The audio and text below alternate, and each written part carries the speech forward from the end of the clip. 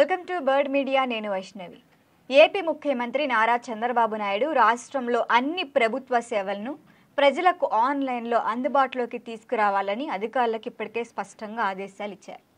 అయితే సోమవారం ఆర్టీజీఎస్ అంటే రియల్ టైమ్ గవర్నెన్స్ సొసైటీ దీనిపై నిర్వహించిన సమీక్ష సమావేశంలోనే ఈ నిర్ణయాన్ని తీసుకున్నారు. అయితే చంద్రబాబు ప్రకారం పారదర్శక పాలనను ప్రోత్సహించడం, ప్రభుత్వ పనితీరుపై ప్రజల సంతృప్తిని పెంచడం ఇవి ప్రధాన లక్ష్యం టీడీపీ ప్రభుత్వాన్ని అని. అందుకే ప్రజలు ప్రభుత్వ కార్యాలయాల చుట్టూ తిరగాల్సిన పని రాకూడదు, అన్ని సేవలను మనం ఇక నుంచి డిజిటల్ మాధ్యమంలో అందించాల్సిందని కూడా చెప్పారు ఆయన. ఇక మనమిత్ర వాట్సాప్ గవర్నెన్స్ను సమర్థవంతంగా వినియోగించి ప్రజల్లో దీని గురించి విస్తృతంగా అవగాహన కల్పించండి అని కూడా చెప్పారు. అయితే కొన్ని శాఖలు మనం చూస్తే ఇప్పటికే భౌతికంగా సేవలు అందిస్తున్నప్పటికీ అవి వెంటనే ఆన్లైన్ విధానాన్ని స్వీకరించాలి అని కూడా ముఖ్యమంత్రి చెప్తున్నారు. రిజిస్ట్రేషన్ల తర్వాత డాక్యుమెంట్లను కొరియర్ ద్వారా నేరుగా లబ్ధిదారులకి పంపండి. ఇట్లా పంపడం ద్వారా ప్రజలకి సౌలభ్యం కల్పించవచ్చని కూడా చెప్తున్నారు. మరింత ప్రజా సంతృప్తి కోసం కూడా ఆర్టీసీ బస్టాండ్లలో ముఖ్యంగా టాయిలెట్ల వద్ద పరిశుభ్రతని కాపాడడానికి కూడా పెద్దపీట వేయాలి. ప్రయాణికులకు మెరుగైన అనుభవం కల్పించడం కూడా ఇంపార్టెంటే. దీనికోసం బస్టాండ్ పరిధిలో ఏర్పాట్లను కుదిర్చాలని, సౌకర్యాలను మరింత పెంచండి అని కూడా చెప్తున్నారు. భవిష్యత్తులో మనకి డ్రోన్ల వినియోగం పెరుగుతుంది. వాటి సేవలను విస్తరించడానికి మాస్టర్ ప్లాన్ రూపొందించాలని కూడా చంద్రబాబు సూచించారు.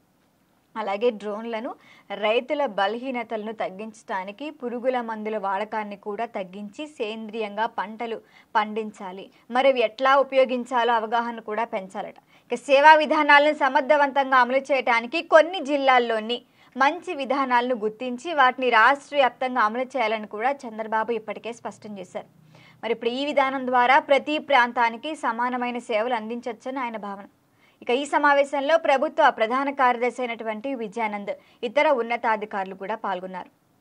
ఇప్పుడు ముఖ్యమంత్రి ఆదేశాలు రాష్ట్రంలోని అధికారులను కొత్త సాంకేతిక పరిజ్ఞానాన్ని వినియోగించి ప్రభుత్వ సేవలను మరింత సులభతరం చేయడానికి ప్రేరేపిస్తున్నాయి. ప్రతి శాఖలో పని విధానాలను సమీక్షించడం, ప్రజలకు తక్షణమే ఫలితాలు అందించడానికి చర్యలు చేపట్టాలని కూడా చంద్రబాబు హేతుబద్ధంగా చెప్తున్నారు. ఇప్పుడు ఈ చర్యలు రాష్ట్రంలో డిజిటల్ గవర్నెన్స్ను వేగవంతం చేస్తాయి మరియు ప్రజల జీవన ప్రమాణాలను కూడా మెరుగుపరుస్తాయి. చివరిగా ప్రజా సమస్యలను త్వరగా పరిష్కరించడానికి సాంకేతిక పరిజ్ఞానం ఉపయోగించడమే ఇక్కడ ముఖ్య ఉద్దేశం. మరి ప్రభుత్వ కార్యకలాపాలను ప్రజలకి సమీపంలోకి తీసుకురావడానికి డిజిటల్ విధానం ఎంతో ఉపయోగపడుతుంది. అయితే ఇదంతా పూర్తయ్యేటప్పటికీ సంక్రాంతి నాటికే ఇవన్నీ అమల్లోకి వచ్చే విధంగా కూడా ఇప్పుడు ప్రత్యేక గడువును నిర్దేశించారు చంద్రబాబు. దాని ద్వారా ఇప్పుడు ఆన్లైన్ ప్రభుత్వ సేవలు సమగ్రంగా అందుబాటులోకి రావచ్చని కూడా చెప్తున్నారు. మరి దీనిపైన మరిన్ని అప్డేట్ల కోసం చూస్తూనే ఉండండి బర్డ్ మీడియా.